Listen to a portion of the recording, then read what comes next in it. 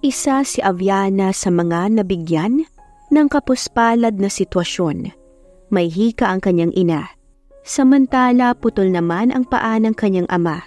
Matapos itong masabugan ng isang dinamita nang sumugod sa Mindanao dahil dati itong sundalo. Walang umasikaso ng pagkakaaksidente ng kanyang ama. Kaya naman ang dapat na perang makukuha sa pensyon ay naging bato pa. 4 na taon pa lang kasi noon si Aviana, kaya hindi pa siya mulat sa mga pag-aayos ng papel. Kahit magbasa noon ay hindi pa niya magawa. Lalo pang humirap ang sitwasyon niya nang magbuntis ng 2 beses ang kanyang ina. Sina Valentin at Aris, mga elementarya, kaya hindi pa masyadong hirap si Aviana sa pag-aaral. Hindi niya rin isinusuko ang pangarap niyang maging doktor kung sakali. Para siya na mismo ang gumamot sa nanay niya. Pero wala siyang magagawa dahil kulang na kulang siya sa pinansyal, kaya't labag man sa kalooban ay hininto niya ang pag-aaral niya. Waitress siya sa umaga at nagtitinda naman sa palengke sa kinahapunan. Palabas na noon si Aviana nang makita siya ng may-ari ng bahay na tinutuluyan nila. "Vya, abae, ano bang binabalak nyo? At hindi nyo man lang ako kausapin. Aba, 3 buwan na kayong walang binabayad sa akin." Nakapamaywang na anang matanda habang nakasupalpal sa nguso nito ang umuusok na sigarilyo. Nakaipit ng sipit pang labada ang buhok habang hawak ang walis tingting. "Aling maming, pagpasensyahan nyo na po muna. Nagkasakit po kasi si inay eh." Mahinahong tugon ko.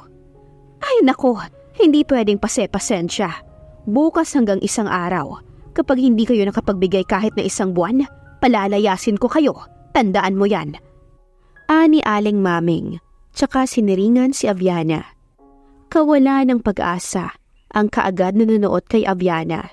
3,000 ang upa sa 1 buwan at halos 200 ang inuupa sa kanya sa palengke. Kaya malabo pa sa kape na makabayad siya. Sa coffee shop naman kasi ay kinsenas ang bayad sa kanya. At ang masakit pa ay may bale na siya na ginamit nang magkasakit ang kanyang nanay. "Oh, ano na naman ang sinisimangot mo dyan?" Bati sa kanya ng katrabaho niyang waitress. "Pinapaalis na kami sa inuupahan namin eh." Malungkot na sabi ni Aviana sa katrabaho niya. Bakit? Hindi ba kayo nakakabayad?" Umiling si Aviana. "Alam mo naman ang sitwasyon ko, hindi ba?" "Hoy, tama ng daldalan. Dalhin niyo to sa table number 10. Saad ni Harem, ang bakla nilang barista. Si Aviana na ang kumuha ng kape na iyon at siya na ang naghatid sa mesa. Malayo pa lamang ay naririnig na niya ang pagsinghal ng lalaki. "Ano? Umatras? Bakit? Tingin ba niya hindi ko siya babayaran?" Sarkastikong saad ng lalaki. "Sir Jing, makakahanap pa naman po tayo ng babae na makakapagpaaliw sa inyo." Anang medyo matanda ng lalaki na kausap. "Ihanap mo ko ng babae na magtatagal sa akin. Hindi lang basta aliw ang kailangan ko." Baritonong anito sa kausap. Ibinaba ni Aviana ang kape para kay Jing. "Heto ang calling card ko.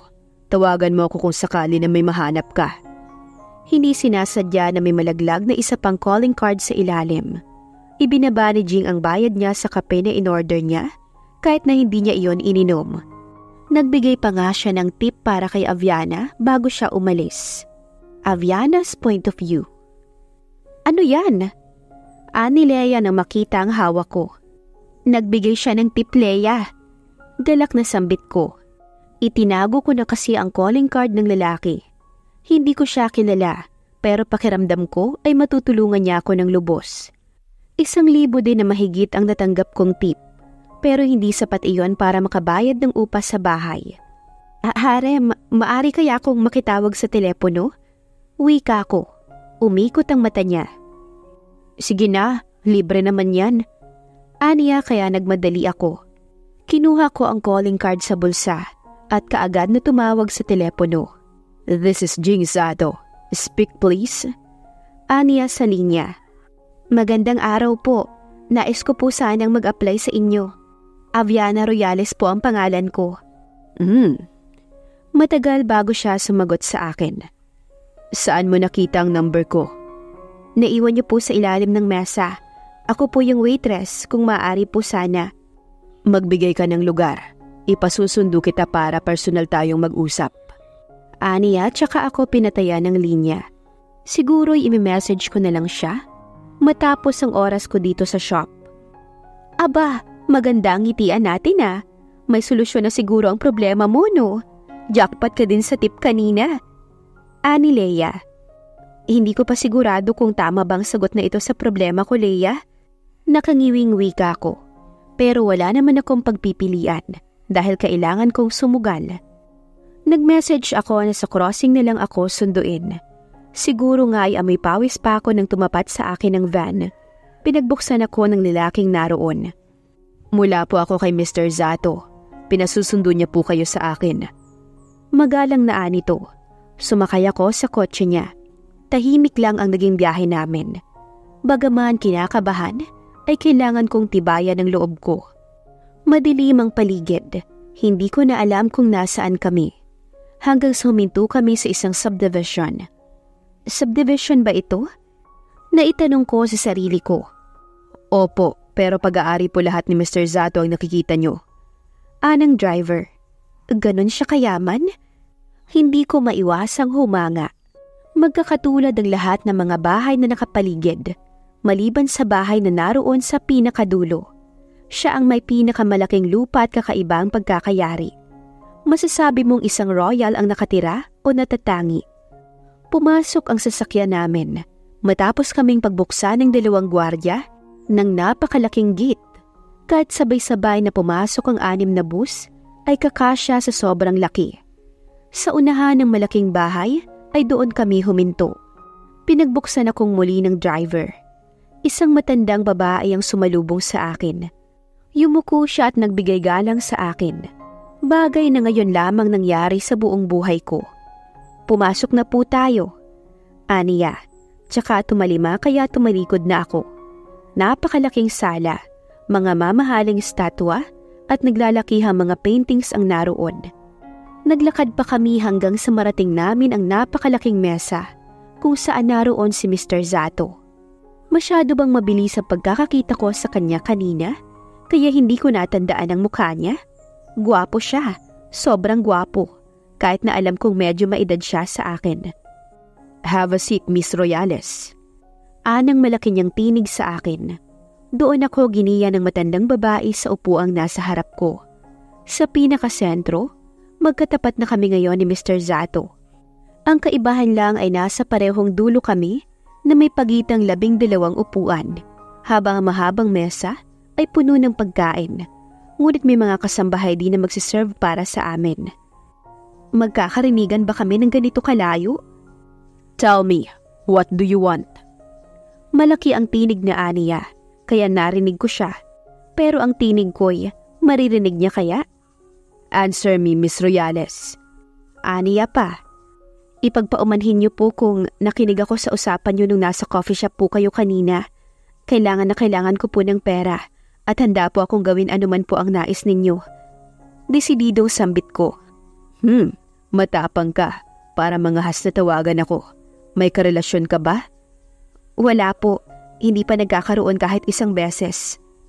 Binitawan niya ang kutsara na hawak niya at itinuon ang mukha niya sa braso na nakatuon din sa mesa habang nakatitig sa akin. Sinasabi mo bang ibinibenta mo ang pagiging birhen mo? Alang-alang sa pera na kailangan mo? Ayokong isipin niya na gold digger ako. Nagbaba ako ng tingin. May sakit ang nanay ko. Putol ang mga paa ng ama ko. Nakagat ko ang labi ko. Hindi talaga ako sanay na nagbubukas ng tungkol sa buhay ko sa ibang tao. Naaawa ako sa sarili ko. Nag-aaral pa ang mga kapatid ko at huminto ako sa pag-aaral para mabuhay sila. Bukod doon ay bayarin din ang bahay namin kaya kahit ayokong ibenta ang sarili ko, ito na lamang ang natitirang paraan para makabayad ako sa utang. Kaawa-awang nilalang. Aniya sa akin, kaya lalong nadurog ang puso ko. Kung gayon, papayag ka bang maging tagapag-init ko sa gabing malamig? Taga-aliw sa tuwing nababalisa ako? Sa tuwing nalulungkot ako? Itinaas ko ang ulo ko at tinignan siya. Oo, papayag ako. Umugong ang malakas niyang pagtawa.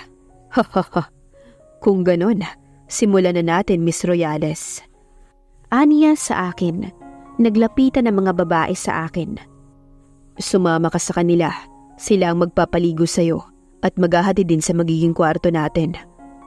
Tumayo si Mr. Zato at tumalikod. Napakalaki ng kanyang katawan. Wari ko'y isang maling galaw ko lang ay maibabato niya ako. Sumama ako sa mga babae hanggang sa marating namin ang kwarto na may sariling paliguan at bihisan. May mga gamit din na pangdekorasyon sa muka. Iyong medyo bata ang nakatalaga para magpaligo sa akin. Bakit ka pumayag na ganito? May karelasyon si Mr. Zato. Gagawin ka lang niyang para usan. Aniya sa akin. Bumaba ako sa malaking bathtub ng walang saplot. Kailangan kong sumugal alang-alang sa pamilya ko. Wika ko. Oras na magustuhan ka niya, hindi ka na niya pakakawalan. Baka maging kabit ka na niya habang buhay. Napapikit ako. Sa itsura ni Mr. Zato, hindi malabo na may girlfriend siya. Inaasahan ko na ang bagay na yun. Kung makakaipon ako, tatakas ako sa kanya. Oras na makuha ko na ang target kong halaga. Matapos ng pag-uusap namin ng babae, ay hindi na siya kumibo. Hinayaan kong dumapo ang kamay niya sa akin. Sa bawat balat ko. Kung ano-ano pa nga ang ginamit niya, para daw kumapit ang bango sa katawan ko. Tapos na ang 30 minutong pagbababad. Oras na para magpalit ka ng damit. Anang matanda. Para bang lahat sila ay normal na ang ganitong gawain. May sexy na lingerie doon na tsak na isusuot ko. Pang-ilan na po ba akong pumunta rito? Tanong ko habang ina-applyan nila ng lotion ng katawan ko. Ikawalo ka na. Lahat sila ay tumatakas matapos mabayaran ni Sir Zato ng malaki. Kaya inaasahan na naming makalipas lang ang 1 linggo ay ibang babae na naman ang uuwi rito. Anang matanda, inaasahan na niya ang plano ko. Huwag kang mag-alala, hindi naman kayo mahalaga kay Mr. Zato. Basta, maibigay niyo lamang ang nais niya. Nagbihis ako, nagsuot din ako ng manipis na roba. Kulay green iyon. Hindi ko na nga halos nakilala ang sarili ko. Napakaganda ng pagkakalapat ng makeup sa mukha ko. Medyo wavy din ang buhok ko. At kitang-kita ang hubog ng aking katawan. Sumunod ka sa 2 babae na nasa labas ng pinto. Dadalhin ka nila kay Mr. Zato. Anang matanda kaya sumunod ako. Habang palapit kami ng palapit, ay lalo akong kinakain ng takot. Iniisip ko kung ano ba ang dapat kong maging unang hakbang. Pinagbuksan ako ng 2 babae sa labas ng pinto, kaya pumasok ako. Madilim ang paligid. Napalinga ako nang magkaroon ng liwanag ang parte ng kama. Kulay pula ang ilaw na bumabalot doon. Hinintay ko hanggang sa masanay ang aking mata sa dilim at tuluyan kong nakita ang mga bagay na ginagamit sa aktibidad na iyon. May mga posas, panghampas, may upuan na disenyo para doon. Bigla akong natakot sa maaari kong kahantungan. Maya-maya ay tumango si Mr. Zato sa kama. Nakatapis ang bewang niya ng puting tuwalya habang nakatingin sa akin. Malalaki ang hakbang niya kaya madali niya akong nalapitan. Pumwesto siya sa likod ko at tinaplos sa magkabilang balikat ko hanggang sa dumulas ang robang suot ko pababa. Nagtayuan ang mga balahibo sa katawan ko nang dumikit ang labi niya sa leeg ko pataas sa tenga ko. Ito ang unang beses na makakatikim ako ng sariwa. Ano kaya ang magiging epekto mo sa akin, Miss Royales? Mabaliw mo kaya ako? Nangahamon ang tinig na Aniya. Ang isang kamay niya ay naglakbay sa braso ko, habang ang isang bisig niya ay siyang nagkulong sa bewang ko palapit sa kanya. Wala ka pang ginagawa, pero you turn me on, Miss Royales. Aniya na naman.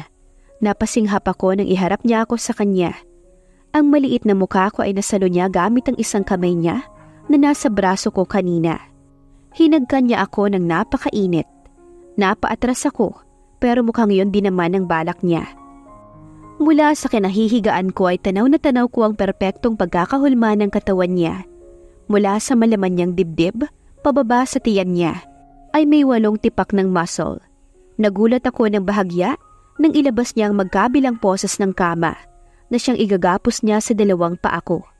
Wala akong karapatan na magreklamo, kaya hinayaan ko na lang iyon. Nakangisi siya habang nakatingin sa akin. Such a wonderful expression. Pabulong na aniya, pero dahil nga malaki ang tinig niya, ay narinig ko din iyon. Mula sa ibaba ay gumapang siya. Inalis niya na din ang tapis sa balakang niya, pero hindi ko pa rin makita iyon. Dahil nga nakahiga ako, hinila niya ako pababa para maibend ang mga binti ko. Ang mga kamay niya ay humahaplo sa balat ng binti ko paitaas. Naramdaman ko ang isang kamay niya na humawi sa maliit na tela na nasa pagitan ng hita ko. Mainit na labi niya ang kaagad na naramdaman ko matapos iyon. Ito na ba mga kanibalismong naririnig ko sa mga kaklase ko noon? Nabubuhay ang aking dugo at kalamnan sa bawat hagod ng kanyang labi. Nawawala ako sa aking sarili. Gusto ko siyang pigilan, ngunit alam kong hindi maaari. Hindi ko sadyang nabanggit ang kanyang pangalan, pero sa halip na tumigil siya, ay para bang mas lalong nagliyab pa siya. Gusto ko ang pagdikitin ng binti ko, pero hindi ko magawa dahil nga sa pagkakatali niya na iyon sa akin. Hindi ko na napigil ang aking mga hinig na parang kumikiliti kay Mr. Zato. Ang labi niya ay tumigil at umangat. Sa pagkakataong iyon, ay dibdib ko naman ang pinagtuunan niya ng pansin. Pero pang-aliw lang pala iyon. Dahil balak niya nang gawin ang nais niya. Ang pumasok sa aking kaibuturan. Nakagat ko ang aking labi. Ramdam ko ang laki ng alaga niya na nasisiguro kong pupunit ng husto sa aking kalooban. Hindi ko alam kung paano akong papasok. Gayong nakikita kitang nahihirapan. Aniya, gawin mo. Basta gawin mo. Desididong saad ko. Kung hindi ko siya hahayaan, ay baka bawasan niya rin ang bayad sa akin. Kumapit ako sa braso niya at naidiin ko yon ng husto nang magpumilit siyang pumasok. Napahiyaw ako sa sakit. Kahit siya'y mukhang nahirapan dahil sandali siyang namahinga. Ramdam ko ang bigat ng bawat paghinga niya hanggang sa nagsimula na siyang gumalaw. Napapikit ako. Hindi ko alam kung bakit niya ako hinahagan sa noo. Basta ganoon ang paulit-ulit niyang ginagawa. Siguro ay para maibsan kahit papaano ang sakit. At hindi ko akalain nagagana iyon. Nawala ng paunti-unti ang kirot at malaya siyang nakagalaw sa loob ko. Ang problema lang ay nakakaramdam na ako ng pangangalay. Inalis niya ang kanya at bumaba sa kama. Inalis niya ang pagkakaposa sa mga paa ko. Hinawakan niya ang kamay ko para tuluyang tumayo. Naupo siya sa kama at this time, ako naman ang nasa ibabaw niya. Dahan-dahan akong naupo sa baston na dala niya. May kirot pa rin, pero lamang na ang kiliti. Sakop ng dalawang kamay niya ang maliit na bewang ko na gumigiya sa akin sa tuwing gagalaw ako. Napapaliyad siya, napapatingala, para bang langit ang hatid ko sa kanya. Natanaw ko pa ang bakat ng aking kuko sa mga braso niya. Nagpatuloy ako sa aking ginagawa hanggang sa marinig ko ang impit na himig niya, kasabay ng panginginig ng sabay ng aming mga kalamnan. Kahit naka-aircon kami, ay binalot pa rin kami ng pawis hanggang sa takasan ako ng lakas matapos matagumpay naming nailabas ang bunga ng aming pag-eeksperimento. Hindi ko alam kung pagod ako o dahil unang beses ko ito, pero inaaya na ako ng antok. Inayos ako ng pagkakahiga ni Mr. Zato. Tumayo siya at hindi alintana ang katawan niyang walang balot ng kahit ano. Binuksan niya ang phone niya at may tinawagan. Pakihatid si Miss Royales sa bahay nila. Ingatan mo. Pakiayos na rin ang inuutos ko. Yun lang ang mga narinig ko bago ko ipikit ang mga mata ko. Kinaumagahan ay maligamgam na pakiramdam ang nadarama ko. Nang magmulat ako ng mga mata, ay may dalawang babae sa tabi ko at nililinisan nila ang katawan ko. Napabangon ako. Ako na! Kaya ko na! Tanggi ko, tsaka ko binawi ang palad ko. Hindi po maaari.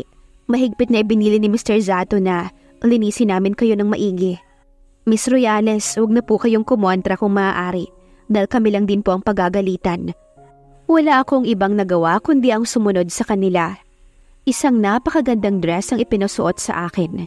Hinihiling pa nga na mag-almusal ako, pero hindi ko yun tinanggap dahil inaalala ko sila Itay. Baka pinalayas na sila ni Aling Mameng. Sumakay na po kayo. Anang driver na siyang naghatid sa akin kahapon. Dahil nagmamadali ako ay sumakay ako, pero lumapit pa ang isang kasambahay at iniabot ang sobre. Pinapaabot po ni Mr. Zato.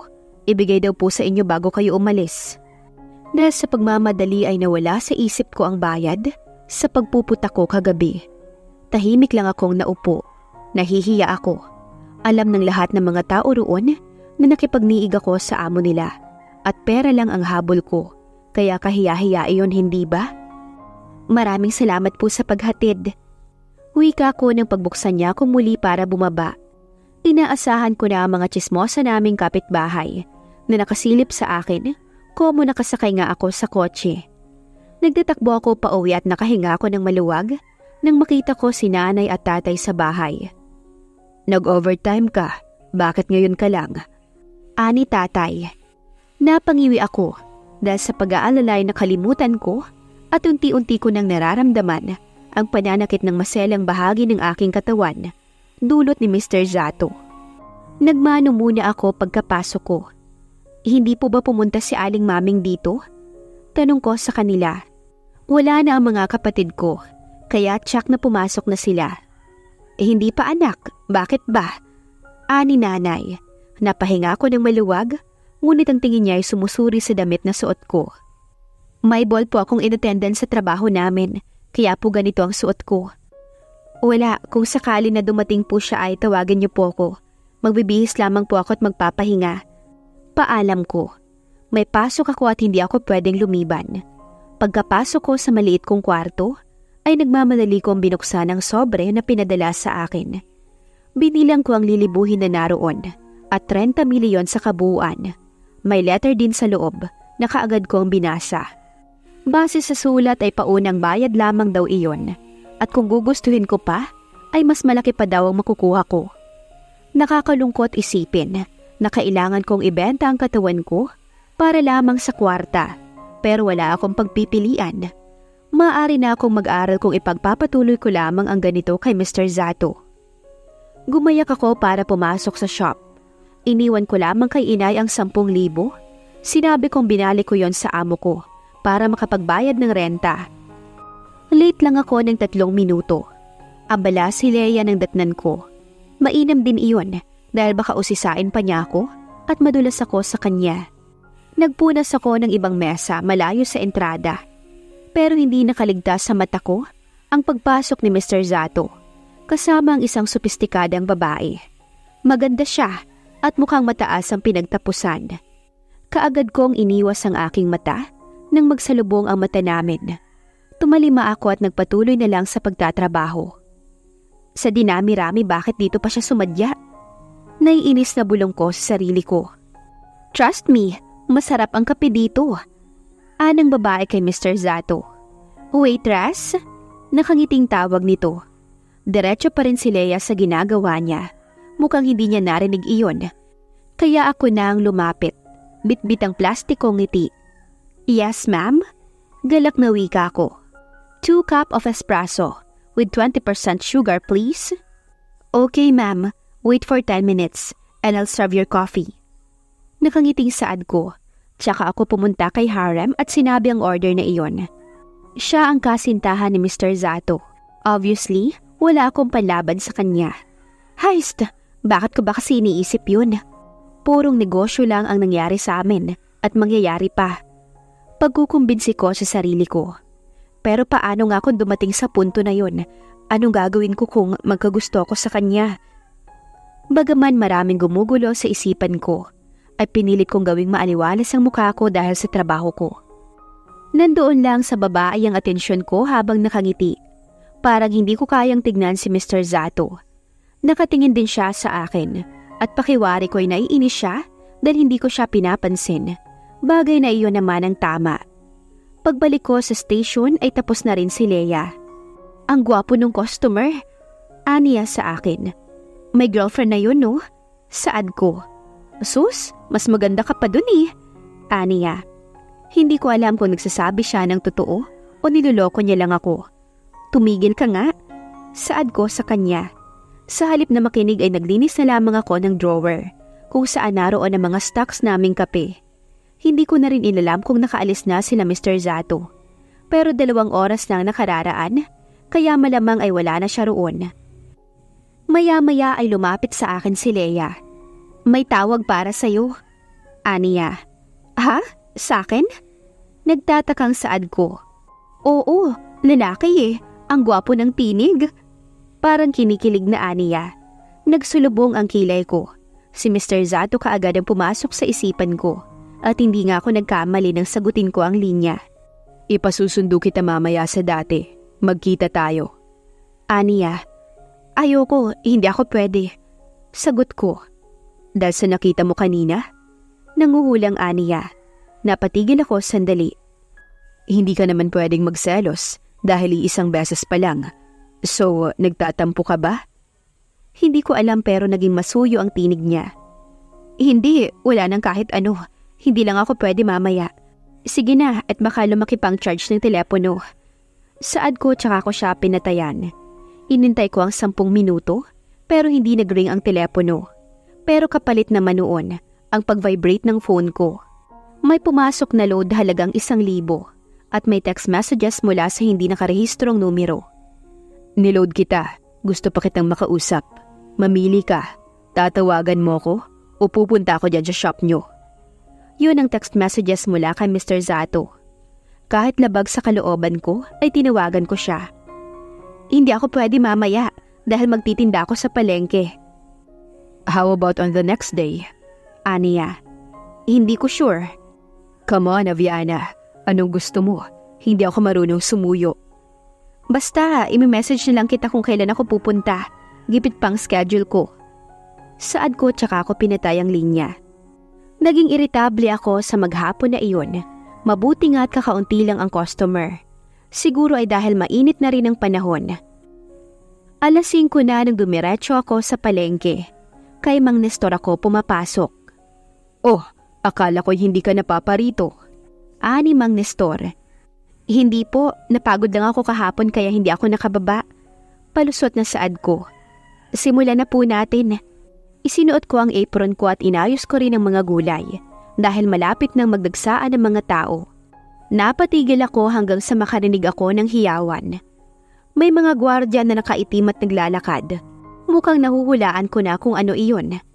Nanlaki ang mata ko nang makita ko si Mr. Zato. Naka-sunglass habang nakapamulsa ang isang kamay. Huminto ito sa harap ko at inalis ang salamin na nasa mata niya. Papakyawin ko na ang lahat ng paninda mo. Aniya sa akin habang nakasimangot. Aba sino ba ang mga taong ito? Ani Mang Nestor. Hindi ko po kilala. Umalis na kayo. Wika ko. Empleyado ko ang babaeng yan. Motoridad na sabi ni Mr. Zato. Mamili ka. Babayaran ko ang mga paninda mo o hindi na makakapagtinda ang matanda na yan sa palengkeng to. Nanlaki ang mga mata ko. Naku iha, mukhang hindi nagbibiro ang lalaking yan. Sige na at sumama ka na. Kaya ko naman na dito. Ani ni Mang Nestor. Dahil kay Mr. Zato ay hindi na ako nakatanggi. Nilabas niya na naman ang mahiwagang wallet niya at ibinigay kay Mang Nestor ang 3,000. Nakakasya para bayaran ang paninda nito. Shall we? Nakangising ani Mr. Zato. Palibhasa ay nagawa ang gusto niya. Nakatingin sa amin ang karamihan sa mga tindera. Siyempre, ikaw ba naman ay paligiran ng mga gwardya? Nagdadabog akong pumasok sa kotse niya. Siya ang nagbukas sa akin ng pinto, kaya nakita ko ang palihim niyang pagngisi. Wari ko'y natutuwa siya habang naiinis ako. Ano bang tinatantrums mo dyan? Aniya nang sumakay. Akala ko ay siya ang driver. Makakatabi ko pala siya sa backseat. Hindi ako nagtatantrums. Hindi ko inaasahan na ganito pala ang gusto mo. Araw-araw, baka mamatay na ako, Mr. Zato. Dahil sa inis ko, hindi ko napigil ang bibig ko. Pero sa halip na magalit siya, ay tumawa siya ng malakas. Nagulat ako nang isalikop niya ang kamay niya sa kamay ko. Ayokong isipin na nagsiselos ka sa nakita mo, pero yun kasi ang lumalabas. Aniya tsaka hinalikan ang likod ng kamay ko na kinapula ng pisngi ko. Gumapang ang halik niya sa braso ko, kaya't mabilis kong binawi ang kamay ko, dahilan para tumawa na naman siya. Ito talaga. Natatawang Aniya. Hindi naman porke niyaya kita ganun na lang yun. Gusto kong makasabay kang kumain. Matindi ang gawain natin kagabi, kaya gusto kong i-treat ka. Nakangiting Aniya. Kinuha niyang muli ang kamay ko at hinawakan iyon. Nakakatuwa. Halatang masipag kang tao, pero napakalambot ng kamay mo. Mr. Zato. Jing, just call me Jing. Hindi mo kailangan maging formal. Aniya habang nakatingin sa daan, pero ang kamay ko'y hindi niya binibitawan. Wala naman sigurong masama kung magtatanong ako. Yung babae kanina, sino siya? Bigla akong nahiya. Tumingin sa akin si Jing. Girlfriend ko. Binabasa niya ang reaksyon ko. Hindi ko pwedeng bawiin ang kamay ko. Pero ganito ba talaga dapat ang maramdaman ko? Bakit ako nagsiselos? Inalalayan ako ni Jing palabas ng kotse. Nakaitim siyang suit at napakagwapo. Nagiging napaka-gentle niya. At nawawala ang pagiging halimaw niya sa kama sa tuwing ganyan ang suot niya. Hinawakan niya ang kamay ko. Mag-dress ka. Hindi bagay sa'yo ang mga t-shirt na ganyan. Hihintayin kita. Tulad kanina, iginiyan na naman ako ng mga babae para bihisan. Nilagyan ng light makeup. Nakabalik ka. Ibig sabihin, huwag mo na siyang i-discourage, Elaine. Anang istriktang matanda. May sasabihin pa sana iyong babae na siyang kumausap sa akin kahapon. Pero pinutol siya ng matanda. Bagaman kalmado, ay kitang-kita ko naman sa malamlam na mata ng babae ang galit. Bagay na hindi ko naman maintindihan. Bumalik ako sa mesa na inupuan din namin ni Jing kahapon. Gusto mo bang padalhan kita ng magagandang damit na tulad niyan? Aniya habang pinagsisilbihan kami ng ibang kasambahay. Hindi ko naman kailangan. Diretsahang sagot ko. Ngumiti siya ng kaunti. Nag-iiba ang mukha mo sa tuwing narito ka sa bahay ko. Ayaw mo bang manatili lang dito? Lumapit lang ako sa iyo dahil kailangan ko ng pera. Pero wala akong plano na maging kirida mo. Tahimik siyang tumawa. Then, be my original. Nagahamon ang tinig niya. Napakurap ako at hindi inaasahan ang sasabihin niya. Baliw ako, hindi ba? Malalaman mo din kung bakit ganyan ang sinabi ko. Oras na manatili ka sa tabi ko. Let's eat. Enjoy the food. Aniya at hindi na muling nagsalita. Karamihan ay mamahaling mga pagkain ang nasa mesa. Pero kapansin-pansin na mas lamang ang seafood kaysa sa karne na nakahain sa mesa. I love seafood, lalo na mga escallop, talaba at tahong. Alam mo at napatunayan ko yan sa'yo. Walang tapon kapag ako ang kumain. Ngumisi siya dahil alam niyang alam ko kung anong tinutukoy niya. May mga hotdogs din sa loob. May Hungarian tulad nung kagabi. Kazais at medyo kakulay. Ipapalabas ko ba? Nakataas ang kilay na Aniya. Nang titigan ko siya ng masama, habang nakatusok ang tinidor ko sa karne na nasa plato ko. Nang makuha niya ang gusto niya, ang inisin ako, ay tumawa siya. Tawa na talagang bumalot sa loob ng malaking bahay niya. Stop making me funny, Mr. Zato. Hindi ako natutuwa. Saad ko habang inis na sumubo ng pagkain. I love teasing you. Paano ba yan? Ngumisi siya. Pero sa halip na magalit ako, ay napatulala ako sa kagwapuhan niya. Yung babae sa shop, hindi ang isang gaya niyang ipapamigay si Jing na halos walang maipipintas. Gwapo, mayaman at magaling sa kama. Stop staring at me. Malayo ang kwarto. Hindi kita mabibitbit papasok doon. Aniya habang umiiling. Siguro ay nakornihan din sa sarili niyang biro. Sa 6 na magkakasunod kong pagsubo, ay hindi na siya nagsalita. Siguro ay hinayaan niyang manamnam ko ang pagkain. Be my assistant. Yun ang alok na nagpatigil sa akin. Gusto kitang makasama sa mahabang araw, kaysa sinasayang mong sarili mo sa bulok na shop at palengke na yon. Assistant? Minsan pang tanong ko. Tumango siya. Assistant, secretary, at syempre alam mo na, hindi pa rin tapos ang napagkasunduan natin. Ayoko lang na mawala ka sa paningin ko. Lahat ng ginawa mo sa akin, dapat ay akin lang. Wawasakin ko ang sino mang lalaki na magtatanggang kuhanin ka sa akin. Kaya wag mong susubukang pagtaksilan ako habang akin ka pa. Natakot ako bigla sa sinabi niya. Kung aalis ka, umalis ka. Aniya, tama ang sinabi ng babae sa akin. Wala siyang pakialam kung umalis ang isang babae dahil mayaman siya. Kahit 5 ay kaya niyang maghanap. Subukan mo, hahanapin kita. Hindi kita pakakawalan, Aviana. Nagulat ako sa sinabi niya. Thanks for the food. Saad ko nang ihatid niya ako sa tapat ng bahay. This time ay siya na ang driver. Binuksan ko ang pinto ng kotse at akmang bababa na nang hawakan ni Jing ang pulsuhan ko. Kailan kita ulit makakasabay kumain or makakasama sa kama? Aniya. Nababaliw ako kung sasabihin kong akin ka na lang dahil wala yun sa napagkasunduan. Pero ang pakiramdam ko na yun, sa'yo ko lang naramdaman. Aniya. Nagulat ako nang hatakin niya ako at bigyan ng magaan na halik sa labi.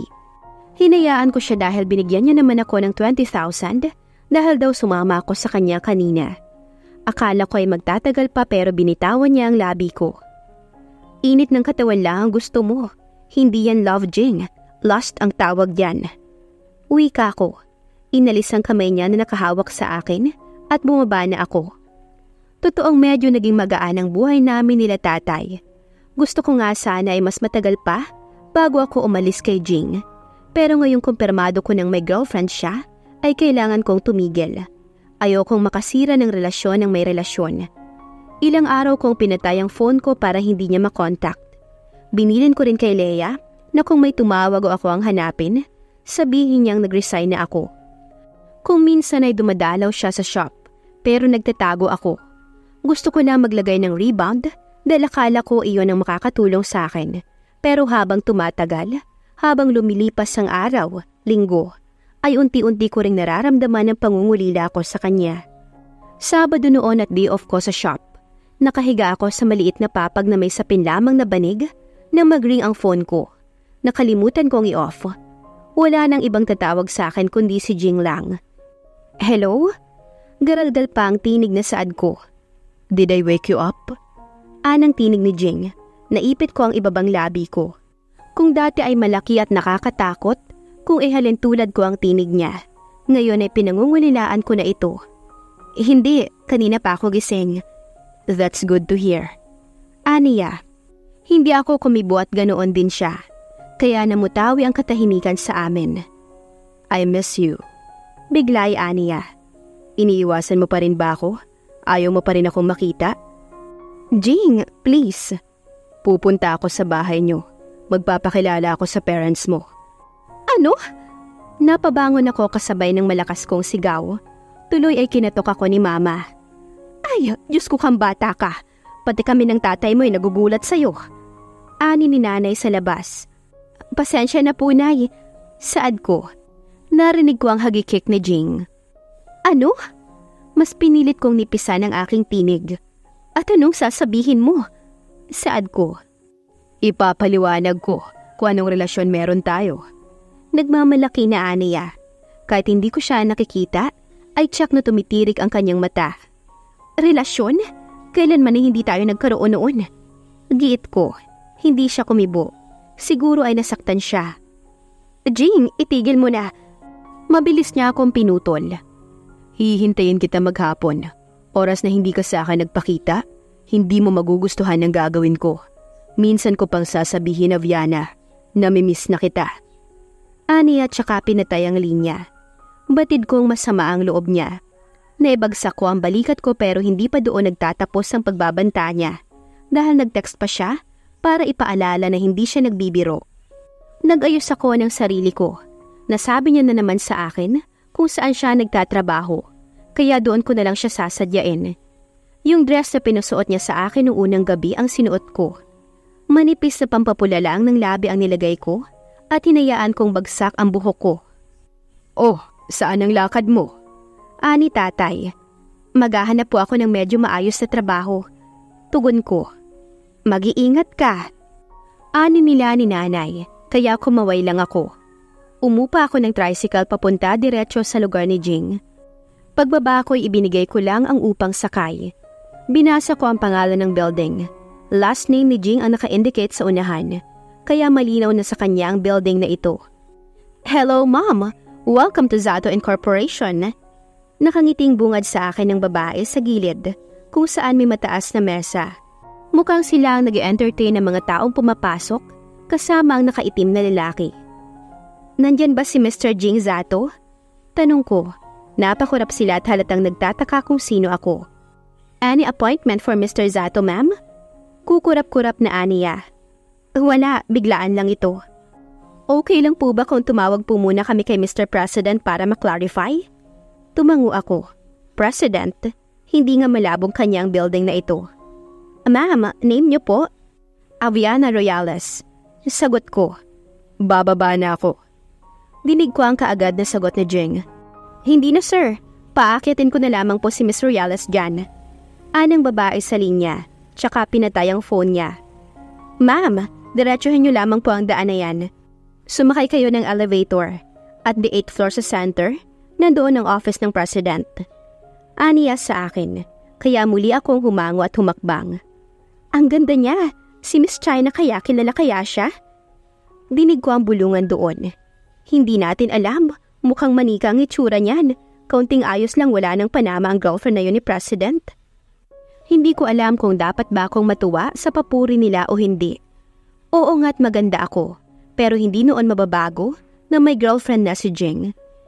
Palapit na ako sa elevator nang bumukas ang isang elevator, ay lumabas si Jing. Pinagmasdan niya ako nang walang emosyon ng kanyang muka. Hindi ko mabasa. Galit kaya siya? This way, Miss Royales. Aniya tsaka ako iginiya sa isang elevator. Hinintay niya ako makapasok doon bago siya sumunod. Natatakot ako na baka galit siya, kaya hindi niya ako kinakausap. Nang sumara ang elevator, at unti-unti na itong umakyat, ay napasinghap ako ng hatakin ako na Jing at bigyan ng napakahigpit na yakap. Ibinaon niya ang mukha niya sa balikat ko. Na-miss kita, miss na miss. Aniya, habang ako ay heto at halos hindi na makahinga. Ngayon ko lang naiintindihan, hindi siya pwedeng maging sweet sa labas dahil kilala ng mga empleyado niya si China. Pero kahit papaano'y napangiti na rin ako. Totoo nga, na-miss niya nga ako. Hindi niya kasi ako binitiwan hanggang sa magbukas ang elevator. Working hours pa kaya walang naglalabas ang mga empleyado. Kaya niya siguro hindi binitawan ng kamay ko. Pagpasok namin sa office niya ay nilock niya ang pinto doon at kagad niya akong sinandal doon. Kaya ka ba nagpapamiss sa akin kasi iso-surprise mo ko? Nangaakit siyang ngumiti. Hindi mo alam kung gaano ako kasaya. 2 araw na akong walang tulog. Pero dahil nandito ka na, feeling ko kakagising ko lang. Huwag mo akong bulahin. Nandito ko dahil sabi mo. Hindi ko na nadugtungan iyon. Nang pigilan niya ako sa pagsasalita gamit ang kanyang labi. Ang 2 kamay ko ay basta na lamang ipinako sa pinto para hindi ko siya maitulak, bagay na hindi ko naman gagawin dahil na-miss ko rin siya. Pinaglaruan niya ang labi ko hanggang sa pati ako ay matangay sa gusto niya. Bumaba ang halik niya sa liig ko. I miss you, baby. Bulong niya. Kusa niyang binitawan ang kamay ko. Sandali, may bayad ba to? Pabirong tanong ko. Oo, apelyido ko. Aniya na kinapula ng pisngi ko. Mula nang makilala ko siya, ay palagi na lamang nagbablush ang pisngi ko. Ang kamay niya ay sumalo sa 2 dibdib ko. Bagaman may mga harang iyon, ay madali niya lang nahanap ang tuktok na nakapaloob doon. Inikot niya ang binti ko sa bewang niya para hindi ako mahirapan kung sakali namang hina ang tuhod ko. Malaking tao si Jing at basic lang sa kanyang timbang ko. Naririnig ko ang paminsan-minsang pagmumura niya. Hindi niya maaaring gawin dito ang gusto niya dahil baka may bisita siyang basta na lamang pumasok. Nakaalalay ang isang kamay niya sa likod ko pero naririnig ko ang mahinang pagkapunit ng dress ko. Siguro ay dahil sa gigil. Damn, Aviana. Naiinis na sigaw niya nang tigilan ako. Pero this time ay ako naman ang nambwisit sa kanya. Hinabol ko ang labi niya habang hinahaplos ang dibdib niya. Alam kong ang kaunting pagdidikit ng balat namin ay malaking bagay na sa kanya. Marahan kong binuksan ang butones ng long sleeve niya. Nasa 3 na iyon habang hindi ko binibitawan ang labi niya. Nang hulihin niya ang kamay ko at lumayo siya sa akin. Huwag ganito, please. Nagmamakaawa siyang tumingin sa akin. You're making me crazy. Nasa trabaho ako. At baka pati malalaki kong appointments ay ma-cancel ko. Oras na sinimulan mo ko. Aniya, paano kaya kung pumayag akong maging assistant mo? Nakangiting saad ko na nagpatigil sa kanya. Seryoso? Hindi makapaniwalang Aniya, kaya tumango ako. Napasigaw siya sa tuwa. Hindi ko mailarawan kung gaano siya kasaya ng mga sandaling iyon. Naibaba niya na wala sa oras ang dress ko at kaagad na sinibasib ang dibdib ko. Napapikit ako at dinama ang kirot mula sa labi ni Jing. Nang bitawan niya ako, ay doon ko lamang nakita ang malaking marka na ginawa niya. Araw-araw akong mababaliw kasama ka. Aniya habang inaayos ang damit na suot ko. Hinawakan niya ang kamay ko at tinila niya ako paupo sa swivel chair niya. Nakaupo ako sa malaking hita niya, pero nararamdaman ko pa rin ang naguhumindik na baston niya sa loob ng pants niya. Kailan ang start mo? Hindi ko alam kung kailan ako i-hard ng boss ko eh. Saad ko. Sa Lunes na, walang pasok bukas, tsaka para din makatulog ako. Gusto kitang makatabi mamaya, pwede ba yon? Jing, hindi ko alam ang sagot. Oo, ako na ang sasagot. Aniya. Inipit niya ako sa malalaki niyang bisig habang idinidikit niya sa likod ko ang kanyang pisngi. Dama, ngayon pa lang parang gusto ko nang matulog kasama ka. Aniya ni kinatawa ko. Alam kong mali ito, pero wala akong magagawa. Masaya ako. Kung sakali na hindi pa rin ako ang piliin ni Jing, ay paghahandaan ko na dahil una pa lang naman, hindi ako ang nagmamay-ari sa kanya. Pinabasa niya sa akin ang mga tungkulin ko bilang assistant. Bumalik na rin kasi siya sa trabaho niya. Kaya lang ay heto pa rin ako sa kandungan niya. Nilock niya ang opisina niya. Wala naman daw copy ng susi ang office niya, kaya okay lang na ganito kami. Nakalak ang isang kamay ko sa kamay niya. Kaya naman daw niyang pumirma at magtipa ng keyboard ng isang kamay niya. Sabihin mo kung saang parteng nahihirapan ka, aalisin ko. Eh, saan mo ibibigay? Takang saad ko. Marami dyan. Nandito ka para makasama ako at hindi para mahirapan. Nakangusong Aniya. Sa maikling panahon, ang dating Jing na akala ko'y nakakatakot, ngayon ay heto at marunong nang magpa-baby. Pero hindi tama yun. Kung kaya ko naman, bakit hindi? Sasabihin ko na lang kung hindi ko kaya. Apil ako. Hindi siya sumagot. Sa halip ay hinag kanya ang likod ng palad ko. Sabihin mo kapag nagugutom ka, magpapadala tayo ng food. Ako? Wala naman akong ginagawa eh. Ikaw dapat ang kumain ng food dahil ikaw ang pagod. Hindi mo rin naman ibubuka kapag sinabi ko ang pagkain na gusto kong kainin, hindi ba? Parang tuta ni Aniya habang kumukurap-kurap, kaya't makahulugan ko siyang tinignan. Nang maintindihan ko kung anong sinasabi niya, ay nahampas ko ang braso niya. Panay ka talaga kalokohan? Angil ko na nagpatawa sa kanya ng lubos.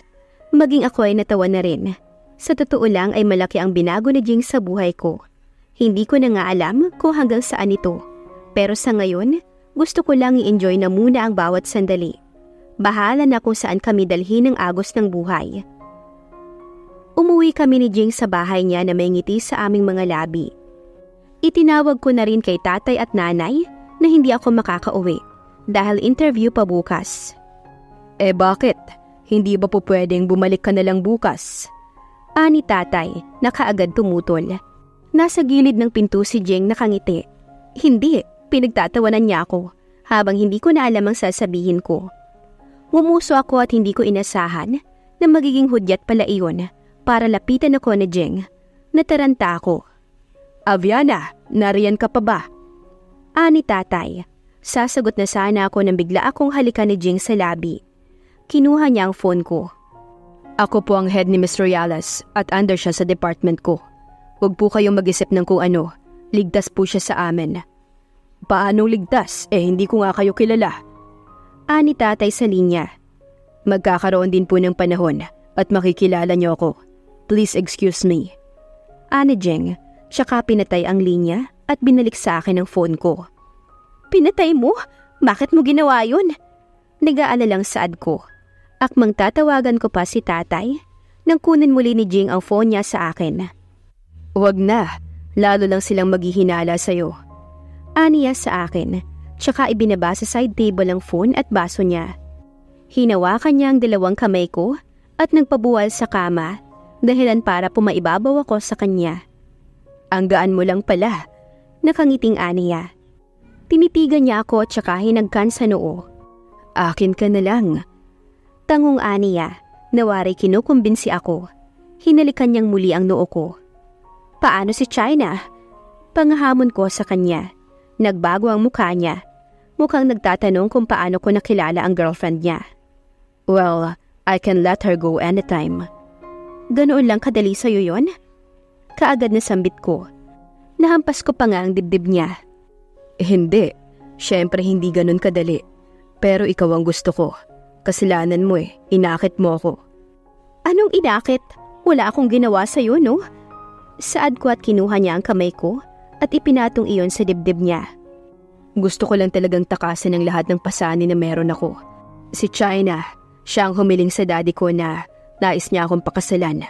Lahat ng bagay ay ginawa ko na para lang pakawalan niya ako. Pero hindi ang katulad ng sayo. Sa akin? Anong sa akin? Ang hulihin ng puso ko. Sinserong aniya. Nambababae ako, harap-harapan, pero hindi ko mahanap ang hinahanap ko. Iniiwan nila ako dahil sa mga pagbabanta ni China. At matapos noon, hahanap naman ako ng iba. Isa sa ilan sa mga babaeng pinagbantaan ni China. Isa din kasi siya sa mga babaeng nagkagusto sa akin ng palihim.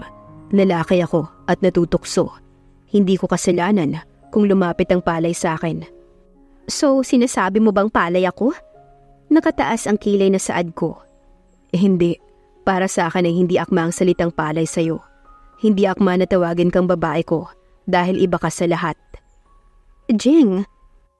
Totoo ang sinasabi ko. Ako ang nahulog sa sarili kong bitag. Nang gabing iyon ay ginawa ko ang lahat. Mga bagay na hindi ko ginagawa sa iba. Oo, may mga babae nga ako na inuuwi dito. Pero hindi ko sila ginagalaw dahil hindi naman ako ganoon. Palabas lang lahat ng yon para pumangit ang tingin sa akin ni China. Kung ganoon, bakit mo ako ginalaw? Curious na saad ko. Dahil hindi ko napigil. Dahil unang nagkaharap pa lang tayo sa mesa, ay nahuli mo na ako. Hindi ko inaasahan ang sasabihin niyang iyon. Pumaibabaw siya sa akin. Tulad ngayon, wala ka pang ginagawa pero nabubuhay na ang lahat sa akin. Napapikit na naman ako nang humalik ang labi niya sa balat ng leeg ko. Ang kamay niya ay abala sa pagbababa ng roba na suot ko. Matagumpay na nasakop ng labi niya ang dibdib ko. Ang isang kamay niya ang siyang nagiya sa binti ko para maghiwalay. Kusang umarko ang katawan ko nang pasadahan niya ng marahang haplos ang pagitan noon. You're wet. Aniya, kakatapos ko lang kasing mag-shower. Namumula ang bisngi na sabi ko, pero ngumiti lamang siya. Let me taste it then. Aniya, kinabahan ako nang dahan-dahan siyang bumaba sa puson ko. Heto na naman kami. Ang pagkakatali ng roba ko ay matagumpay niyang naalis. Bumungad na naman sa kanya ang buong katawan ko. Hayan na naman ang mga pabulong niyang mura. Kusang naghiwalay ang hita ko at nagbigay ng access para makakain siya sa hinain kong pagkain para sa kanya. Ang malalim niyang paghinga ay tumatama sa maselang balat ko. Inanda ko ang aking sarili sa binabalak niyang gawin, pero talagang hindi ko napigil ang aking halinghing. Kung dati halos magbutil-butil na ang pawis ko, ngayon ay hindi ko na alam kung saan pa ako babaling. Masyadong hayok si Jing sa kanyang ginagawa. Nakagat ko ang una na naroon nang maramdaman ko ang isang daliri niya na naglalaro doon. Habol hininga ako ng tigilan niya, pero tulad ng inaasahan ko, hindi siya titigil hanggat hindi nagagawa ang huling ritual na pinakapaborito niya sa lahat. Napasinghap ako ng sa kauna-unahang beses ay nakita ko ang malaking baston ni Jing. Diyos ko, kakasya ba yan sa akin? Hindi ko na malayang na isatinig ko na pala iyon na nagpatawa kay Jing. Oo naman, nakapasok na nga eh. Siyempre, lalo ngayon. Aniya, tsaka humanda para sa gagawing pagsalakay sa kuweba ko. Spread baby, hindi ko makita.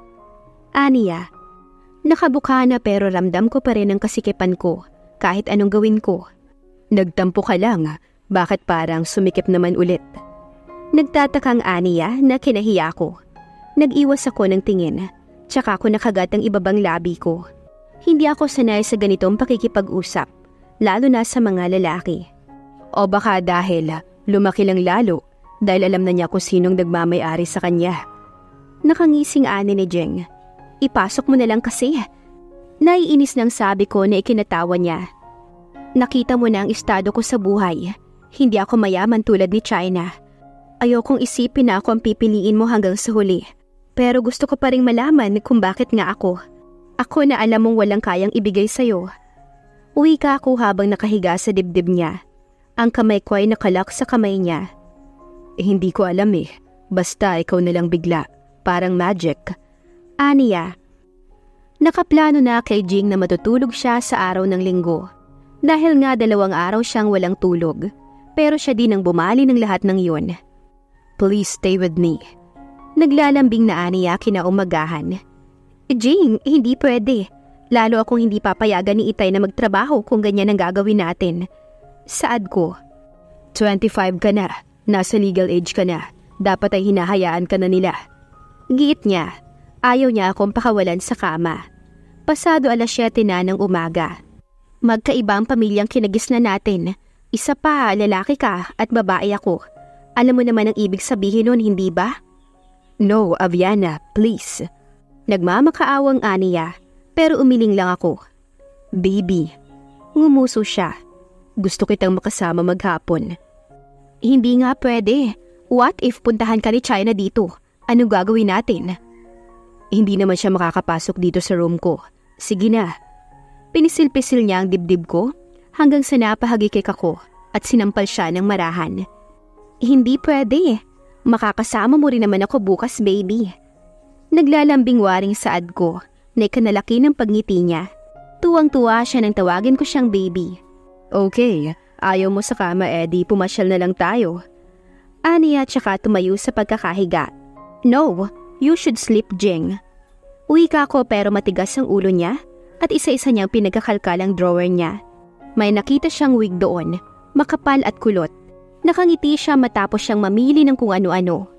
Disguise lang ang katapat para makasama kita ng matagal. Tingin mo ba may maniniwala sa disguise mong yan? Umikot ang mata ko. May nilabas siyang lotion for tan skin. Ang maputing balat niya ay temporaring magiging moreno. Naglagay siya ng wig at baduy na damit. Pati na bigote na hindi naman kapani-paniwala. Natawa ko nang makita ko ang hitsura niya. Hindi ko masabi kung si Jing pa ba ang kaharap ko. May galak sa puso ko. Siguro nga'y tunay na pagmamahal ang nararamdaman niya. Handa niyang gawin ang lahat para sa akin at labis kong ikinatutuwa iyon. Nag-arkila kami ng sasakyan dahil hindi malabong makita kami ni China sa mall. Lalo at mahilig din daw yun sa shopping. Bagay na ipinagkaiba namin. Magustuhan mo pa kaya ako kung ganito yung totoong itsura ko? Aniya habang nagda-drive. Obviously ay nakangiti siya, pero hindi ko kita dahil sa malagong bigote niya. Nakadepende kung paano mo ako pakitunguhan. Sa totoo lang, hindi ko alam ang totoong definition ng pagmamahal, Jing. Siguro kung hindi ka ang makakatuluyan ko, kahit ganoon na lang kay nanay at tatay, hindi mayaman, sakto lang ang buhay. Sadyang nagkaroon lang ng problema kaya kami nahirapan sa buhay. So, sinasabi mo bang hindi mo ako nakikita sa future mo? Parang napaka-unfair naman yata nito. Ako na may mga nagkakandarapang babae, ikaw lang ang tinitignan. Samantalang ikaw na walang manliligaw ipagpapalit ako sa simpleng mabisyo dyan. Nanlalaki ang mata na Aniya. Nagagawa niyang hindi tumingin sa daan. Palibhas ay linggo at walang masyadong bumabiyahe dahil family day. Hindi naman, may mangilan-ngilang naliligaw din sa akin pero hindi ko na ituloy nang ipreno niya ang kotse. Bakit? Nagtatakang tanong ko. Sino-sino ang mga yan? Uuwi tayo at pagbibiyakin ko ang mga mukha nun. Nagngangalit na Aniya, kaya marahan kong hinampas ang braso niya. Panay ka talaga kalokohan. Hindi naman sa ganon, Jing. Wala akong manliligaw dahil hindi ko sila pinapayagan. Napabuntong hininga. Sa lahat yata ng tao sa mundo, si Jing na ang pinaka-OA. Akin ka lang ha? Mahinahong Aniya. Minabuti kong hindi na ituloy ang sinasabi ko dahil namamali lang naman siya ng intindi. Mamahalin kita kahit hindi ka mayaman tulad ng Jing sa ngayon. Mamahalin kita kahit hindi ka kasing gwapo ng Jing na alam ko. Ngumiti siya at kinuha ang kamay ko. Binuksan niya ulit ang makina at saka nag-drive. Sa Alimol kami unang pumunta. Dahil nga bukas ang pasok ko as secretary, ay kailangan ko daw ng maayos na isusuot. Skirt na medyo mahaba ang request niya. Para daw kung sakali na lumabas ako, ay hindi ako masyadong agaw pansin. Madali na lang naman ililihis yan kapag nasa loob ka na ng office. Ngingising-ngising Aniya. Sunod ay long sleeve na may mga botones ang request niya. Para daw easy to pinch. Alam ko naman kung anong sinasabi niya. Lahat nga yata ng damit na pinili niya ay may kaugnayan sa kanya-kanya.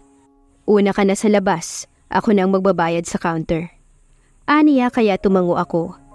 Naglakad ako mag-isa habang siya ang may dala ng mga paper bag ko. Medyo nabulaga ako nang makasalubong ko si China. Talagang nagkatinginan pa kami. Oh, hi! Nakangiting Aniya. Tinignan niya ako mula ulo hanggang paa. I know you. Ikaw yung tingin ng tingin sa boyfriend ko, hindi ba? Aniya na ikinangiwi ko. Sa pagkakaalala ko, si Jing yung tingin ng tingin sa akin noon. Wala kang nagustuhan? Or wala kang afford dyan? Sarcastic ang Aniya. Hindi ako makasagot. Bahagyang binangga ni Jing si China. Let's go, baby. Ani Jing sa akin, tsaka hinawakan ng kamay ko. Excuse me? Ani China. Humarap si Jing sa kanya at nabanaag ko ang pandidiri sa mukha ni China. Malawak ang daan kahit pagapang panaparaan. Sarkastikong Ani Jing, tsaka tumalima sa babae. Nakita mo ba? Maya-maya ani ni Jing sa akin. Ha? Yung paraan ng pagtingin niya sa akin. Hitsura ko lang kasi ang habol niya, kaya ganun niya ako tignan. Yun ang dahilan kung bakit hindi ko siya nagustuhan kahit minsan. Paano kung ganun din ako? Hindi ka ganun, kaya wag mo nang itanong. Tsaka kahit naman ayawan mo ako, ikukulong lang kita. Kung gusto mo nga next round, buntisin na kita eh. Napangiwi ako. Ako ang nahiya sa mga pinagsasabi niya. Aba sino ba yun? Mukhang napapadalas ang pagsakay-sakay mo sa kotse, anak. Ani tatay na makauwi ako ng 3:00. Hinatid ako ni Jing pero hindi ko na siya pinababa dahil oososyohin lang siya ni tatay. Natanggap na po kasi ako sa trabaho, tay. Bukas na po ang start ko. Ano naman ang trabahong yan? Aviana, baka nagbebenta ka na ng laman, ha? Ani tatay. Hindi po ha. Isa po akong sekretary ng kumpanya, tay. Ito na po ang simula ng pagbabago ng ating buhay. Saad ko. Isa-isa kong ibinigay ang mga damit na binili ni Jing para sa kanila. Pati na ang pasalubong na pinabibigay niya. Siya ba yung lalaking nakausap ko kagabi? Ani tatay, habang kumakagat sa pizza na dala ko. Opo. Abat, pagbutihin niya ang panunuyo sa akin. Oras na hindi nabura ang galit ko sa kanya, ay isasako ko siya. Ani tatay, na tinawanan na lamang namin. Ewan ko ba pero mula nang makilala ko si Jing, ay napawi na ang suliranin ng pamilya ko, lalo na sa pinansyal. Dahil malaki talaga ang naitulong niya sa akin. Kinaumagahan ay sinuot ko yung long sleeve na puti na pinarisan ko ng skirt na medyo mataas sa aking tuhod. Napalaundry na rin namin ni Jing ang lahat ng mga damit na yon, kaya pwede ko na talagang isuot. Kapares ang Dior na sandals na may 3 inches lang ang taas. Good morning po. Masigla ang pagbati ko nang abutan ko si nanay na nag-aagahan. Ate, napakaganda mo! Ani Valentin. Palagi namang maganda si ate. Hindi lang natin siya naaabutan dahil busy siya sa pagtatrabaho para sa atin. Saad naman ni Aris. Ngumiti ako at hinaplos ko ang uluhan nilang pareho. Mag-aral kayo ng mabuti. Lahat ng sakripisyo ko, alam kong magbubunga dahil may tiwala ako sa inyo. Uwi ka ako. Hinagkan ko ang noon nila. Matapos ay nagpaalam na rin kay inay at titay. Tulad ng pangako ni Jing, paglabas ko ay nandoon na ang service na maghahatid sa akin sa opisina. Pagdating ko doon, ay binati ako ng gwardiya ng matamis na ngiti. Good morning, Miss Royales. Aniya sa akin. Mukhang naipakilala na ako ni Jing sa mga tauhan niya. Kahit sa desk na dati ay pinagtanungan ko lang, ay hindi na ako tinanong pa. Dumiretso na ako sa elevator at sumakay. Mukhang hindi inaasahan ni Jing na maaga akong papasok. Good morning! Bati ko sa kanya nang makapasok ako. Hindi ko kinaligtaan na ilak ang pinto tulad ng bilin niya sa akin. Para bang nagliwanag ang kanyang mga mata nang makita kong inunat niya ang kanyang braso na parang humihingi ng yakap. Lumapit ako at naupo sa hita niya. God, I love your smell. Aniya, isiniksik niya sa akin ang kanyang muka. I miss you, baby. Malambing na aniya pa. Hinagkan ko ang pisngi niya. Maya-maya ay nagring ang telepono ni Jing pero hindi niya iyon sinagot. dahil abala ang kamay niya sa paghaplos sa likod ko. Siya rin ang gumagawa ng dahilan para sumakit ang puso niya. "I'll make you coffee?" Tanong ko sa kanya. Tumango naman siya kaya tumayo ako. "You look so hot. Huwag mong masyadong igalawang balakang mo. Baka may ma-attract dyan sa'yo." Aniya. Pero hindi ko sinasadya, ganyan talaga ako maglakad. Wika ko sa kanya. Lumabi naman siya dahil wala naman siyang magagawa. Naglakad ako at sandali ko lang nahanap ang dispenser, kung saan naroon din ang uri ng mga kape. Espresso ang tinimpla ko tulad ng paborito niya noon. Pabalik na ako nang marinig ko ang matinis na boses. "So, anong ginawa mo nung Friday, Saturday and Sunday? Talaga, Jing? Hindi mo man lang ako na message na kamusta? And now walang good morning?" Sigaw na anito kay Jing. "May babae ka na naman ano? Ilabas mo nang maturuan ko din siya ng leksyon." Huminto ako sa paghakbang at inaantay kong sumagot si Jing para sa akin. Pero hindi siya kumibo. Kaya tumuloy na ako kaya napatingin sa akin si China. Nanlaki ang mga mata niya nang makita ko. Napatingin siya sa kape na hawak ko. "Bakit kasi hindi mo ko bitawan? Tutal, hindi naman kita gusto." Ani Jing, nakuha ko na. Ngayon niya lang sinabi para alam niyang maririnig ko. Anong ginagawa mo dito?" Wika ni China sa akin. Parang hindi niya narinig si Jing. "Secretary po ako ni Mr. Zato. Please excuse me."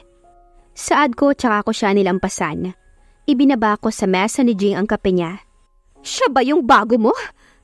Ani China, habang ang mga mata niya ay nanlilisik sa galit. "Sumagot ka!" Hiyaw pa nito. "Hindi." Nanlaki ang mga mata ko sa sinagot ni Jing. Parang ang pabagsak na ang luha ko. "Lalabas po muna ako, sir." Saad ko. Naging garalgal ang tinig ko pero hinawakan ni Jing ang pulsuhan ko. "Hindi ko siya bago dahil siya na ang huli. Walang bago, walang luma. Dahil rare siya, higit na naiiba." "So siya nga, ipagpapalit mo ako sa isang hampas lupa na taga-timpla lang ng kape sa chip na shop?" Naniningkit ang mga mata ni China. "Oo." Tumayo si Jing. "Hindi ka ba nagtataka? Isipin mo, mula ka sa marangyang pamilya. Mataas ang pinag-aralan at maganda ang trabaho. Pero ipinagpalit kita sa babaeng iniinsulto mo? Alam mo kung bakit?" Sarkastiko ngumiti si Jing. "Dahil higit na may bilang si Abiana kaysa sayo. Kumbaga sa baraha, queen ka, pero alas siya. Ngayon, China, mapanindigan mo pa kaya ang plano mong pagpapakasal sa akin?" Naging mapang-insulto ang tinig ni Jing. "Hindi, kalokohan. Alam kong gusto mo lang akong umalis. Kaya ka nagdala ng babae dito. Hindi ako naniniwala, Jing." Aniya tsaka naghihiyaw. Sinira niya mga gamit ni Jing pero ikinubli ako ni Jing sa likuran niya. Para siguruhin hindi ako masasakta ni China. Hindi Jing. Hindi sa isang tulad niya. Hindi mo ako pwedeng iwan dahil lang sa pobreng gaya niya." Nanggagalaiting ani China. Pareho kami ng nararamdaman. Kahit ako'y hindi ko alam kung bakit ba ako ang nagustuhan ni Jing. Gusto ko man siyang ipagtabuyan ay hindi ko magagawa, China. Dahil si Jing, isa na rin siyang mahalagang bahagi ng aking buhay. "Okay ka lang ba?" Ani Jing nang humarap sa akin. Hinaplos niya ang pisngi ko. "Oo, okay lang ako." Ngumiti siya. "Ang pangit ng dating ng first day mo. Hindi ko ina-expect na mangyayari to." Aniya. "Okay lang, magtrabaho ka na. Ako na ang bahala sa mga dumi na iniwan ni China." Wika ko. "Mag-ingat ka, may ilang babasagin din dyan. Baka masugatan ka." Aniya, kaya tumango ako. Isa-isa kong winali sa mga vase na nabasag ni China. Matapos ay inalis ko din ang mga halaman na nasa sahig. Bala kong itanim silang muli. Maya-maya ay narinig ko ang pag-ring ng phone ni Jing. "Dad?" Aniya sa linya. Hindi naka-loudspeaker. Sadyang malakas lang. "Ano yung sinusumbong sa akin ni China?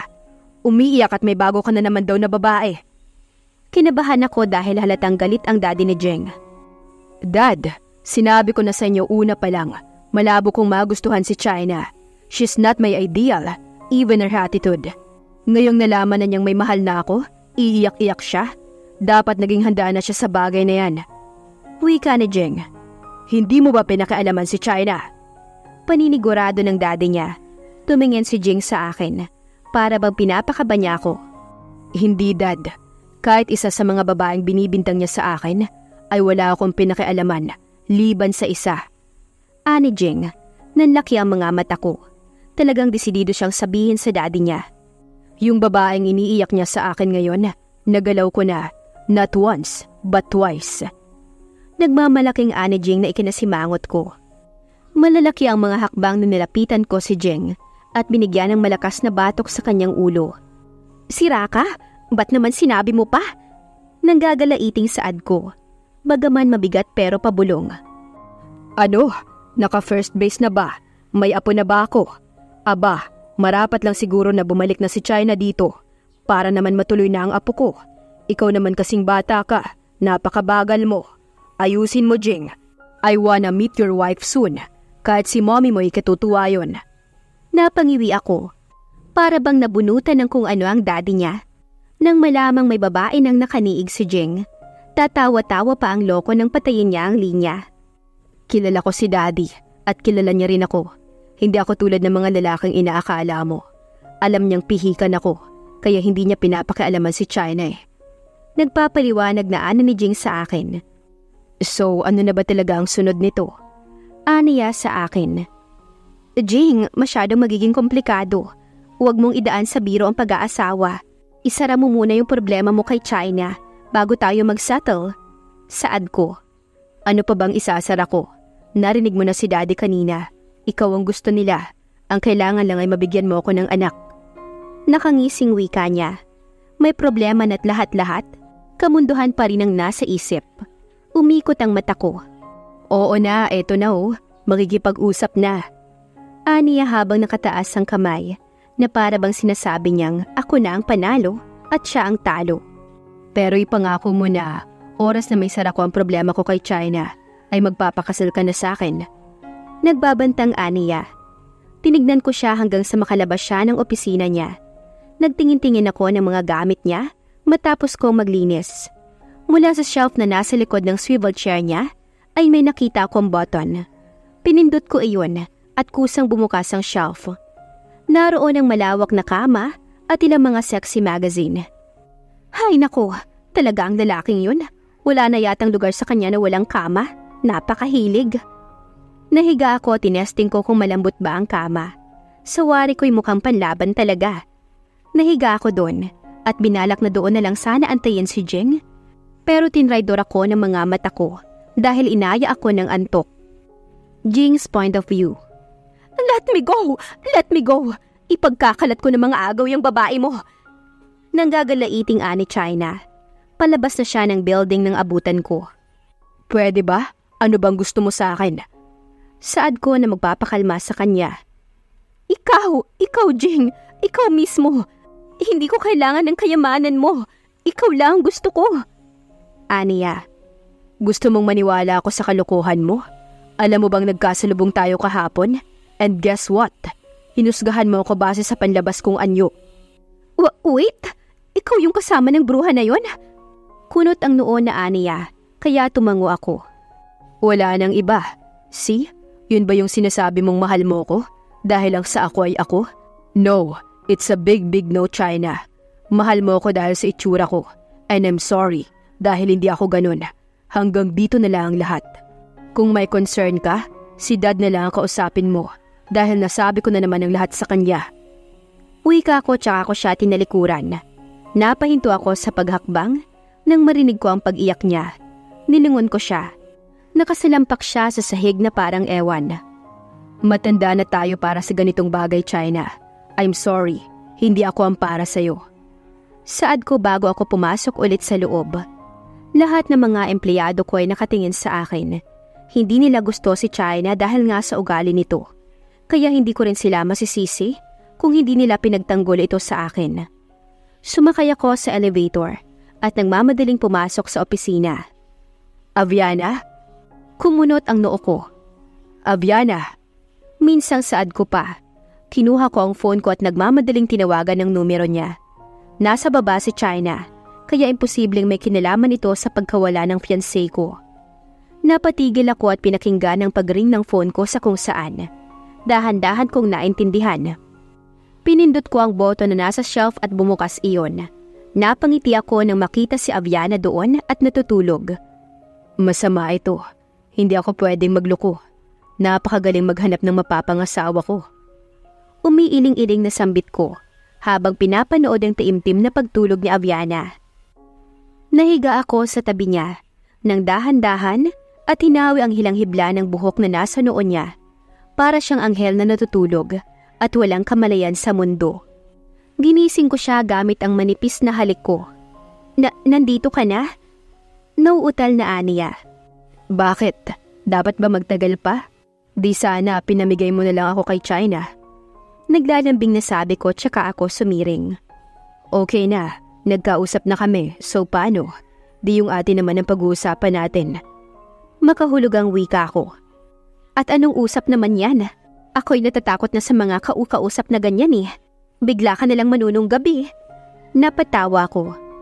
Pumapayag ka naman eh. Kung sana hindi, kinakagat mo pa nga din ako. Pabirong saad ko. Pero Jing, bigla ay naging seryoso si Aviana. Marami pang responsibilidad na nakapataw sa akin, kaya hindi ko pa pwedeng basta na lamang iwan si nanay at tatay. Zato ang mapapangasawa mo, minamaliit mo ba ako? Nakataas ang kilay na sabi ko. Pero ayaw kong isipin mong ginagamit lang kita. Aniya. Dahil hindi naman talaga. Hindi mo ako ginagamit, Aviana. Kusa akong nagpapagamit. Mahal kita, kaya handa akong gawin ang lahat. Handa akong isuko ang lahat. Handa akong isakripisyo kahit sariling kasiyahan ko. Ganon ka kahalaga sa akin. Hinagkan ko ang noo niya. Magtatrabaho muna ako. Kung gusto mong magstay ka lang dyan, gigisingin na lang kita kapag lunch na. Tumayo ako at bumalik sa swivel chair ko. Tinawagan ko ang isa sa mga tauhan ko. Simulan nyo na. Utos ko. Siguraduhin yung pinakamagandang mapupunta sa kanila, okay? Ito ang unang beses na nakapagtrabaho ako na may ngiti sa aking mga labi. Hindi ko alam kung anong gayuma ang ginamit sa akin ni Aviana, pero ayoko nang mawala pa iyon. Aviana's point of view. Nakakatuwa dahil wala akong ginawa kundi matulog sa opisina ni Jeng. Ewan ko ba, pero talagang inaaya akong madalas ng antok. Teka, nasaan sila inay? Bakit parang madilim pa rin? Takang wika ko, na wala akong matanaw na ilaw. Aling mameng, ang inay po, ang itay. Nag-aalalang tanong ko. Malay ko ba, may mga nakakotseng kumuha sa kanila.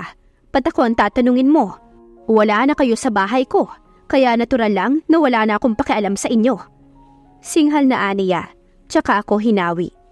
Napahinto siya nang makita niya si Jeng na nasa labas at nakatingin ng hindi maganda sa kanya.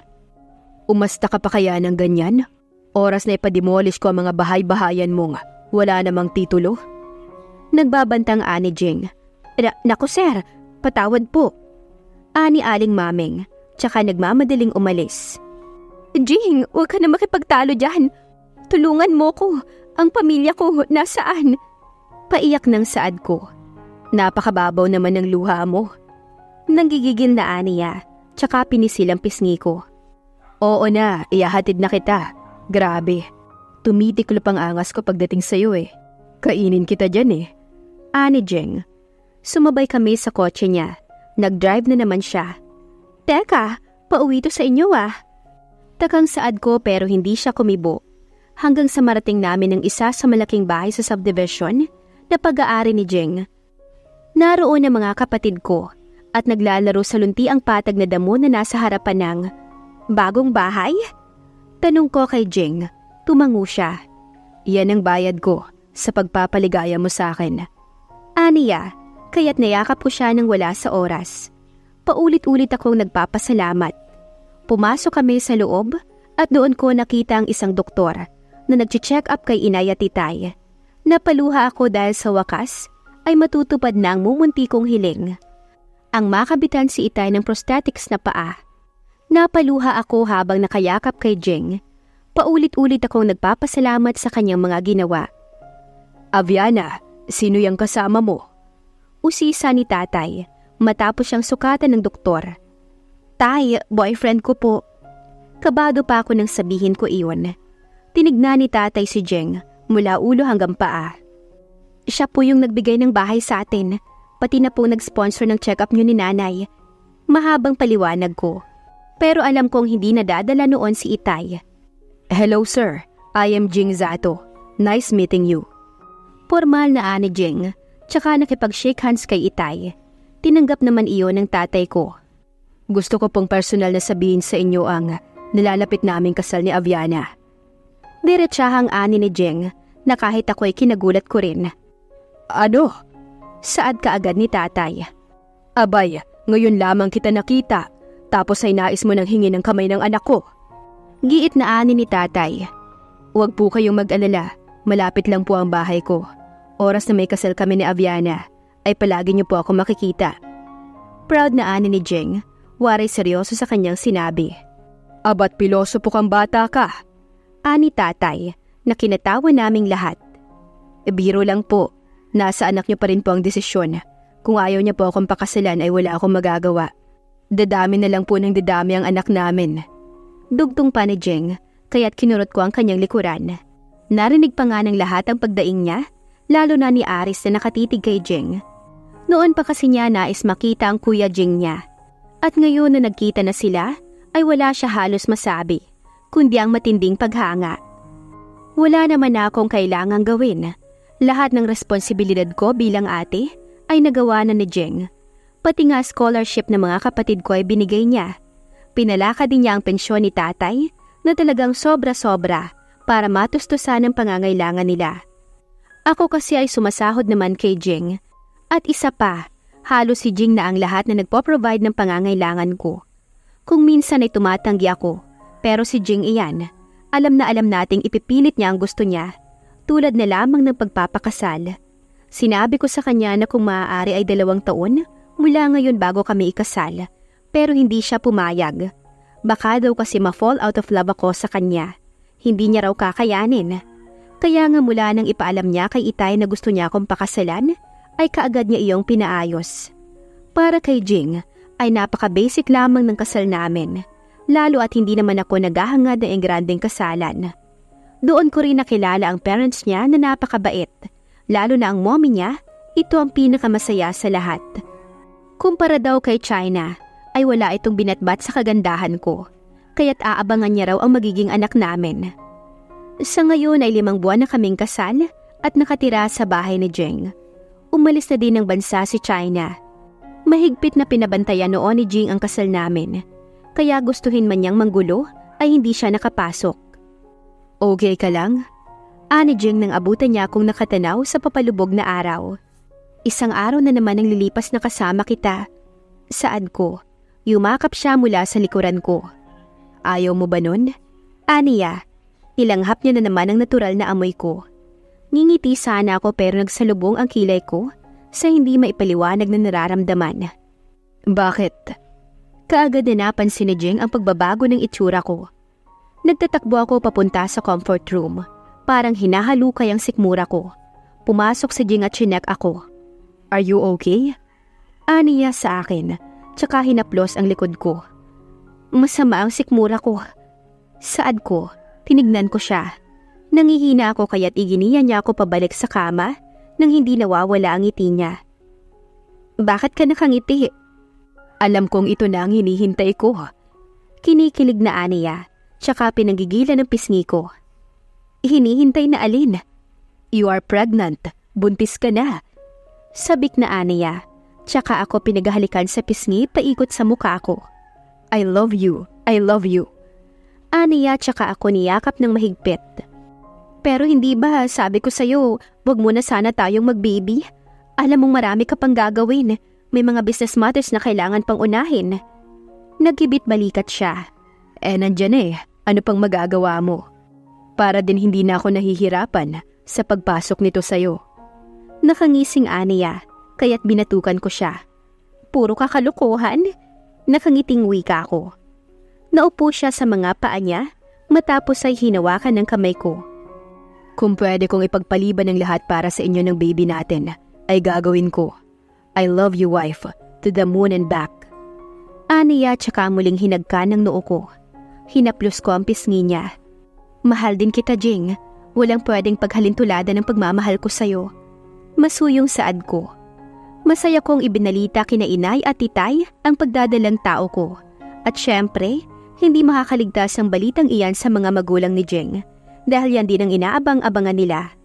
Tuloy ang plano nilang pagbalik sa ibang bansa ay napurnada. Wala pang isang oras mula nang may tawag ni Jing ang tungkol sa pagbubuntis ko, ay narito na sila sa bahay. Nako, ingatan mo ang daughter-in-law ko, Jing. Sinasabi ko sa'yo. Tsak na gwapo at magandang kalalabasan ng mga apo ko. Sagad ang itinaan ng mommy ni Jing. Dapat ay pinaghahanda ang bagay na iyan. Bakit hindi tayo magpa-baby shower? Kahit maliit na salo-salo lang. Anang daddy ni Jing. O siya, ipatawag mo sila balae. Magpapadeliver ako kahit kakaunting pagkain. Ani ni mommy. Ilang oras lang ang lumipas ay napangiwi ako. Ang maliit na salo-salo kasi na sinasabi ni daddy at ang kakaunting pagkain na sinasabi ni mommy ay hindi mo aakalain. Para silang magpapakain ng isang barangay sa dami. Pero dapat nga siguro ay hindi na ako nagugulat dahil mommy at daddy yan ni Jing. Sa totoo lang ay hindi ko inaasahan ang mainit na pagtanggap nila sa akin. Mula si Jing sa marangyang pamilya, hindi tulad ko na isang kahig at isang tuka. Pero kakatuwang isipin na kaya pala ganun kabait si Jing ay dahil naman na niya iyon sa kanyang mga magulang. Ang pagiging hindi matapobre nito. Talagang pinanindigan ni mommy na huwag akong pakilusin. Siya kasi ang nag-ayos ng table setting. Sa labas nila piniling kumain dahil madami nga ako. Lumabas ako sandali para salubungin sila inay, sakay ng kotse nila na ibinigay din ni Jing. Si Itay ang driver noon. Bumaba siya sa kotse kaya nagmano kami ni Jing. Naka-prosthetics na mga paa ni Itay, kaya naman nakakalakad na siya ng maayos. Nandoon din ang mga kapatid kong masiglang tumatakbo palapit sa akin. Muli akong napangiwi ng lampasan ako ni Aris. Ang kuya Jing niya kasi ang niyakap niya. Kuya! Magiliw na ani ni Aris. Napasimangot ako na kinatawa naman ni Jing. Huwag ka nang magselos. Pabor nga sa akin na ako lang ang lalaki sa buhay mo. Birong bulong niya. Ipinaghila ako ni Jing ng upuan, tsaka na ako iginiya doon. Masaya silang nagkwentuhan. Naging komportable na rin kasi sila inay sa mga magulang ni Jing dahil alam nilang hindi sila huhusgahan ng mga ito at mas pakikitunguhan pa nga ng mas maayos dahil ako ang nagdadala ng tagapagmana ng mga zato. Wala kayong dapat na ikabahala, Mom. Singit ni Jing sa pagkukwentuhan nila. Sa hilig kong to, hindi malabong kahit isang team nakakabuo kami ng asawa ko. Pagmamalaking ani Jing, 12 ang kabuang bilang na sinasabi niya. Kaya napasimangot ako. Kung sa bagay, wala naman akong dapat alalahanin dahil kahit 10 dosena pa, alam kong magiging maayos kaming mag-iina sa piling na magiging daddy nila. Hinawakan ko ang kamay ni Jing at ngumiti habang nakatingin sa kanya. Alam niyang kahit hindi ko sabihin, malaki ang pasasalamat ko sa pagdating niya sa buhay ko. Bagay na araw-araw at walang kasawaan kong sasabihin sa kanya.